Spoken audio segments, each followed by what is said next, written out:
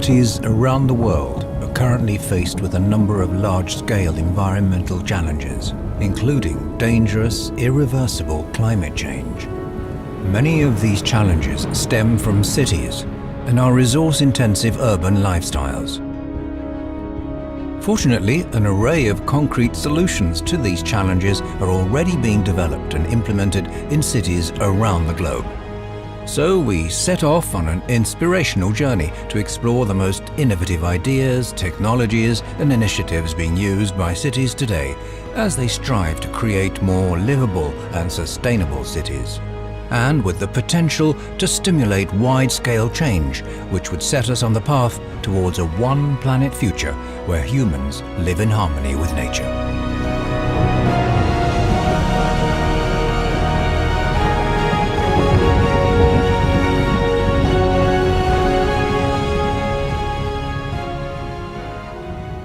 The struggle for a sustainable future on this planet will be won or lost in our cities. In the next 30 years, we expect a doubling of the global urban population, and with that, a doubling of the global urban infrastructure. That is a very short window of opportunity to get things right. So urban investment decisions taken today will determine whether people will be locked into resource inefficient and fossil fuel dependent infrastructures and lifestyles, or if they will enable cities to become places where we can live attractive and healthy and sustainable lives. Over the next 30 years, more than 5 times the global GDP will be invested in urban infrastructure and its use. So it's critical that those investments are made in a sustainable and resilient way. A number of actions that cities have to take and actually take together is, first of all, to try to become low carbon, to shift from fossil fuel towards renewable energy. Secondly, to become resilient, we are going to face the impacts of climate change, and they will be different from one part in the world to the other part. We have to look, thirdly, into how can our existing ecosystems, our biodiversity we have in urban areas, how can that support us in our sustainability? Well, the urban challenges of the world is tremendous. I mean, we'll soon have 75% of the world population living in cities, and I would argue that the number one challenge for cities is actually not inside the city. It's to recognize that it has to be sustainable in its entire inflows and outflows of energy, of water, of food, of all materials. So to see itself like a part of a wider ecosystem, so that you plan every urban area for every citizen, that it keeps itself within a circular economic model in terms of resources in and out. And the second most important is to build resilient cities. So how are leading green cities around the world responding to this enormous challenge? One of the most ambitious climate action plans has been adopted by the city of Vancouver, whose goal is to run the city on 100% renewable energy by 2050.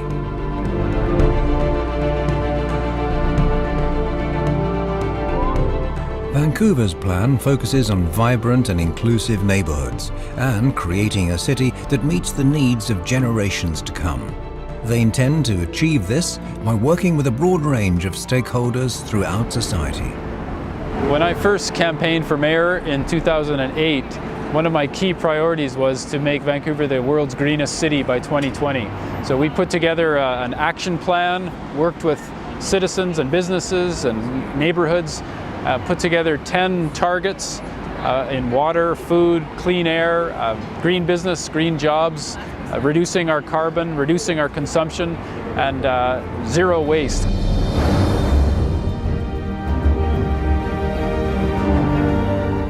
At the beginning, we were worried this was too much for people, like that they wouldn't be able to see a point of entry into it, and we were totally wrong. We've had over 35,000 residents, 180 organizations who engaged in writing our plan, tens of thousands of residents who've been involved in implementing, because when they write the plan, they own the plan. And as a result, we've had over 150 separate city policy initiatives that range from big farms in the middle of a dense city like Vancouver, waste recovery that we've had technology that we're doing, green economy. We've raised our green jobs by 19%. We've reduced our water usage by 18%. Greenhouse gas emissions are way down because many more people are biking and walking and taking transit. But it's really the innovation is how you marry a government to the residents, to the businesses, to the different civil society groups, and make it a collective effort. Creating a fossil fuel-free city is possible, but requires a shift to green energy in all areas. Our new goal is to be 100% renewable in the City of Vancouver with all of our energy sources. And it will be a challenge with transportation in particular. We don't know when we will have electric vehicles for the whole city. We're waiting on the industry side to get a clear sense of what year that's possible. We're planning out the timeline right now, basically making decisions to eliminate fossil fuels from our city. Many experts today refer to renewable energy technologies as disruptive, in the sense that they're radically different from conventional technologies and are so much better for consumers and society that they will very quickly disrupt current paradigms. Once the technology is ripe, they happen very quickly. And I think electric cars and solar energy and wind energy, they're ripe. A lot of people think they have these forecasts for, 2040, we're having just a bit more percentage of these. I think the transformation is going to happen so quickly that most of these forecasts are going to be quite short, quite off, because these are disruptive technologies. They're better technologies for the consumers, and we've crossed the price points where they make sense. So once that happens, it's basically a matter of awareness getting around, word of mouth, the understanding, the experience. And as that grows, it grows exponentially. And we're going to see a rapid, I think, transformation, comparable to the Industrial Revolution or such. So this is a solar energy installation here in Vancouver, British Columbia. In fact, when we first started 10 years ago, people told us we couldn't do this, that it didn't make sense here.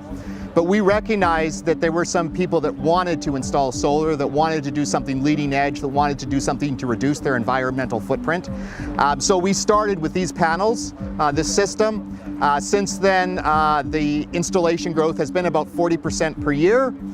So in fact, it could be done here. There was a demand. People want to see more renewable energy installed locally.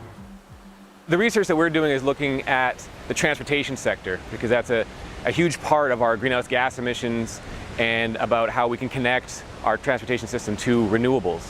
And we're finding that really electric mobility is an essential part of meeting our deep greenhouse gas emissions reductions. So to have an 80% reduction by 2050, we need to have a big fleet of electric vehicles really almost in every city around the world. And the research that we're doing found that there's a lot of potential demand. There's a lot of consumers out there who'd be willing to pay extra for some type of plug-in hybrid vehicle or pure electric vehicle. But currently, they can't do that because it's not available in the model they want or in the variety or color or whatever it is that they want. And so what we're finding is that there's some areas that are showing us good examples of policy that can trigger that change. And California has the best example that we found. California right now is leading the standards.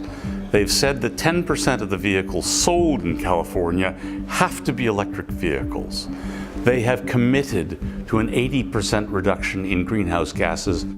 If other states, Washington, Oregon, British Columbia, Ontario, Quebec, and 9 eastern states were to adopt that kind of California policy, we would create a demand for electric vehicles that would make them very commonplace, and we would get to the point where, using the weight of states and the weight of cities, we could begin to transform our emissions. And that's where we need to go, because we cannot wait for national governments to take us there anymore. And once people understand that an electric vehicle is actually cheaper, it saves them money, all of a sudden that will turn the market in a massive way. Like transportation, housing is also a major challenge in the aim of creating sustainable cities. The Vancouver Convention Centre is a prime example of how buildings can be designed to minimize environmental impacts. We're here at the Vancouver Convention Centre's West Building, which opened in April 2009, and it's actually one of the greenest convention facilities in the world.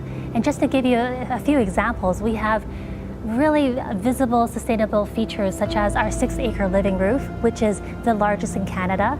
We have a very sophisticated black water recycling treatment plant in-house, as well as we utilize seawater heating and cooling because we're right on the harbor. Here at the Vancouver Convention Centre's living roof, this is 6 acres and it's actually one of the 10 largest green roofs in the world. So what makes this green roof really unique is the fact that we've chosen plants that are all indigenous to British Columbia. So we've actually planted over 400,000 plants and grasses on top of this area. It really connects to other green spaces here in downtown Vancouver. So if you're looking at downtown Vancouver from an aerial perspective, you're going to see that this space connects to the park next door and it connects to Stanley Park. And it really was part of the vision of our architects.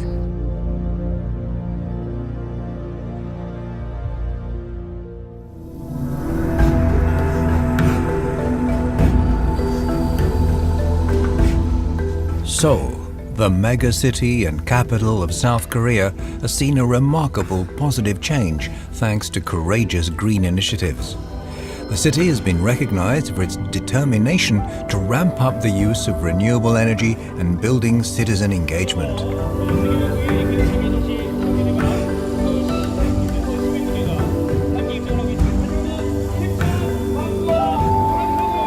There may be many diverse options and policies to combat the climate change issues. The city like Seoul has more than 10 million citizens, so we should provide more environmental transportations and also bring solutions to the buildings, which is more environmental. But most important thing is to mobilize the citizens' engagement and participation in this process.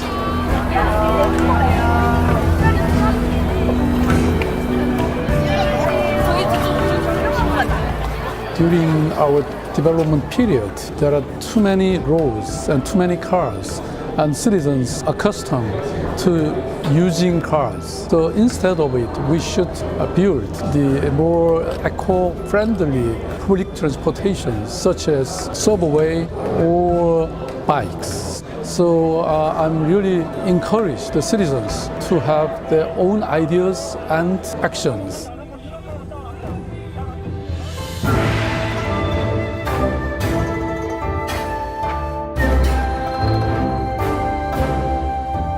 An impressive initiative by the city of Seoul is its goal to achieve 20% electricity self-reliance by 2020.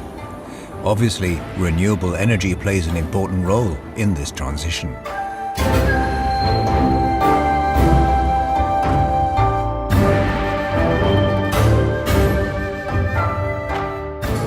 So the solar panels here are installed on top of a filtering reservoir of the water purification plant. That filtering reservoir has a cooling effect, so the solar panel become more efficient. So the average power generation hours in Seoul is 3.1 or 3.2 hours per day. But here, thanks to that cooling effect, the figure is higher than the average, which is 3.7 or 8 hours per day. Seoul Metropolitan Government has this campaign of one less nuclear power plant, and this PV plant contribute to the campaign. So we hope that this type of plant are distributed and expanded around the Seoul city.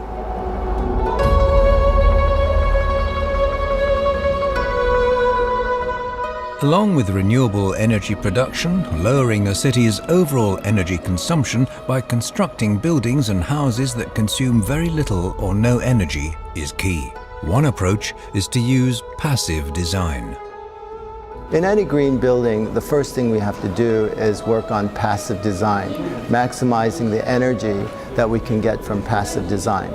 Passive design means we use a lot of insulation, we use special glass and special curtain walls to make the envelope optimal so that the energy does not leak through the walls. Let nature work with you instead of trying to work against nature. Let nature cool us and heat us. Passive design techniques allow us to do that, to tap the nature to provide us with our needs. One of the great features of this building are these incredible green walls. It brings nature into our urban environment, and some scientists say that when we see green, it just helps us feel good and relieve our stress. On the whole rooftop, there's solar panels. So this building is generating a lot of renewable energy to provide electricity to this building.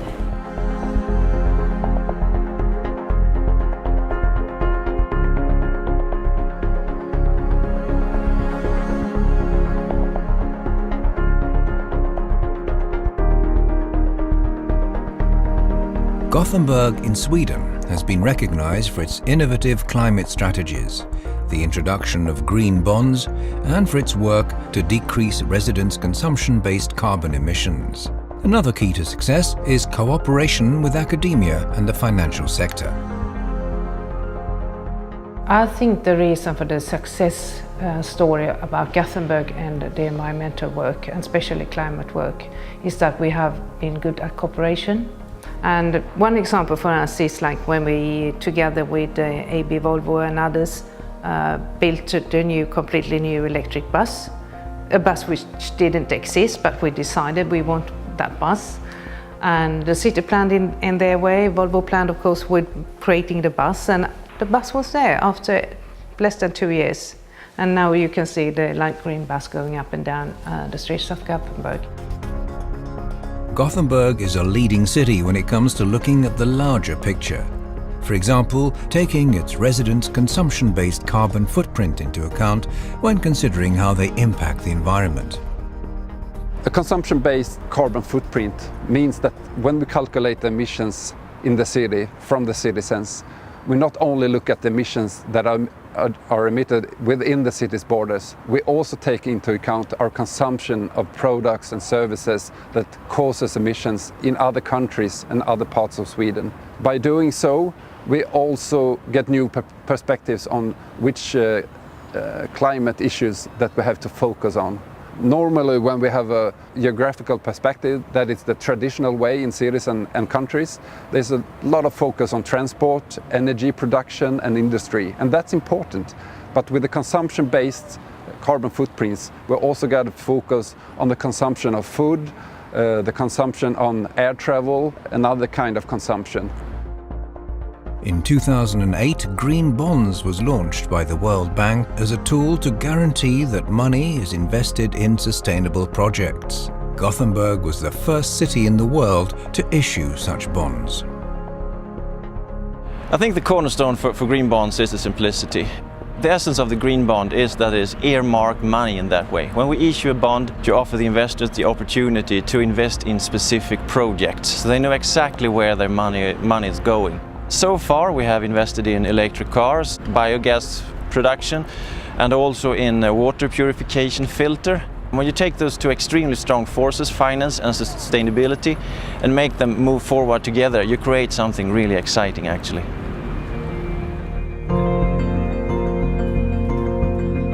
Sometimes there's a political will for sustainable change, but the city lacks the financial resources to see it through. One such example of how to help bridge the gap between private and public sectors is the Swedish company Sustainable Lifestyle Scandinavia.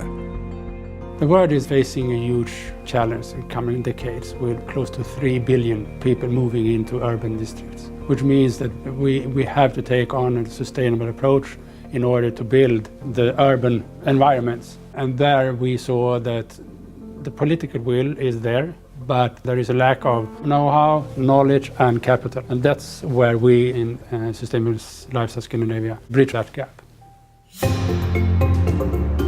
The concept has already been proven successful and is now being implemented in the Chongyang County in China, where private capital is fueling the sustainable expansion of the city.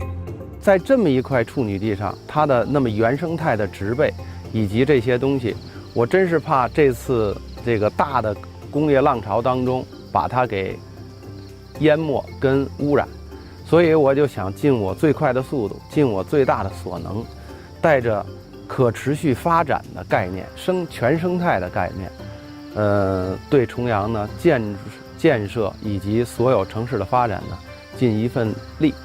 出一份量。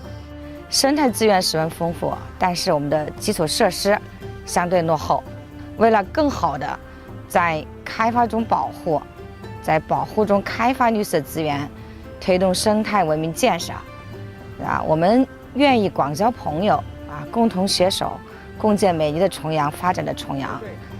The first step is making it a demonstration project to secure governmental support. Next step is making the master planning and infrastructure design, and then comes attracting the finance, the capital. And then final step is implementation.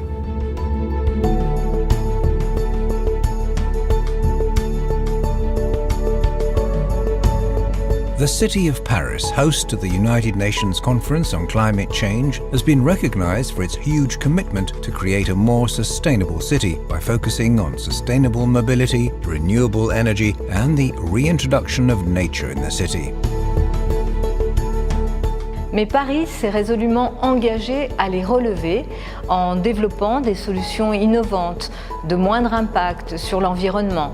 Parmi les pratiques qui sont les nôtres, par exemple, promouvoir les mobilités douces, renforcer la place de la nature dans la ville, déployer l'économie circulaire ou encore développer des énergies durables.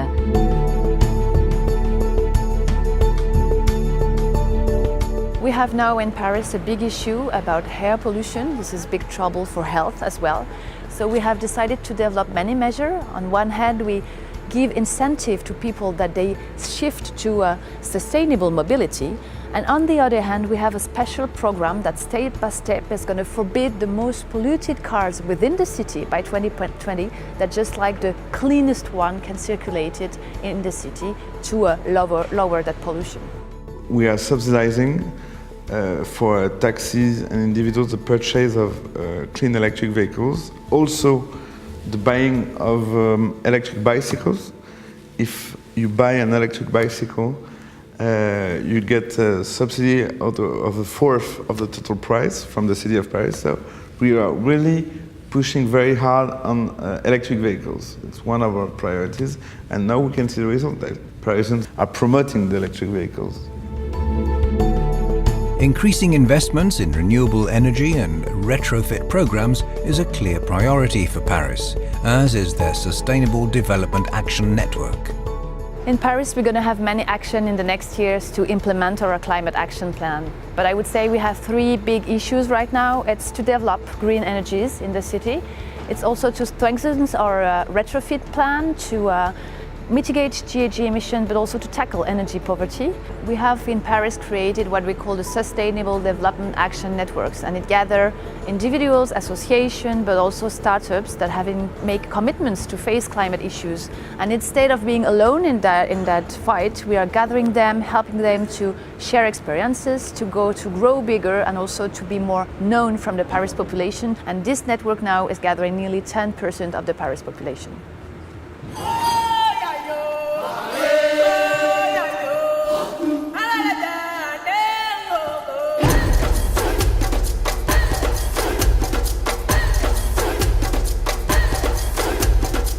Two South African cities, Cape Town and Tshwane, have both been praised for their commitments to sustainable development, while simultaneously battling challenges such as poverty and social inequality.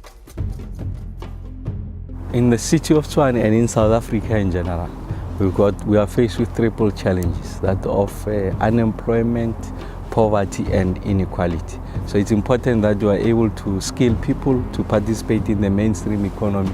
We all have a responsibility as citizens to do what we can to protect the planet from the harmful effects of climate change. And it is an imperative that we see a shift from our reliance on traditional energy sources and look to as many cleaner energy sources as possible. One of our natural advantages is the number of sun days. So we must exploit that resource. And that's why we're introducing solar powered energy. But we also want to use it to resolve the housing question in our city. So as we expand and give more free houses to the poor, the roof panels must be designed in a manner that we are able to put the solar panels. So in this way you are resolving both an existing and immediate question, but also a future question with regards to your energy mix. And that's how we want to use solar going forward. It's clear that cities need the support of national politicians and strong policies in order to achieve their real potential and ambitious goals. A combination of both a top-down and bottom-up approach is absolutely necessary and demands a common effort that truly involves city residents. Changing our energy system to renewable energies is possible, technically possible, but we have to move very fast the economical framework, the legislative framework, we have to inform people, we have to make actions on all levels. I myself on my roof and everyone else in his city, in his municipality and in his region. And if we do that, then we can reach a 100% renewable world in 2050. Leaders in a city do have to approach individuals to make them partners. It cannot be done top-down. People have to embrace solutions and feel that they are part of a new world.